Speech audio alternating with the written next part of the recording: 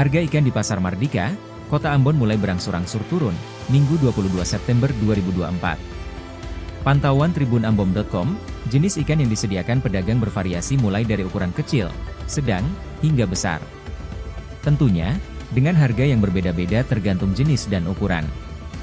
Misalnya ikan kawalinya, saat ini dijual pertumpukan 6 ekor Rp10.000 dari satu pekan lalu Rp20.000 pertumpukan 9 ekor. Ikan puri, saat ini dijual pertumpukan Rp5.000. Dari sebelumnya pada Selasa 17 September 2024, jual pertumpukan Rp10.000. Ikan kawalinya, saat ini dijual pertumpukan 6 ekor Rp10.000 dari sebelumnya Rp20.000 pertumpukan 9 ekor. Juga hal yang sama pada ikan mata bulan yang dijual Rp10.000 pertumpukan 10 ekor dari harga sebelumnya Rp20.000 per 16 ekor. Ica, salah satu pedagang mengatakan penurunan harga dikarenakan stok yang melimpah.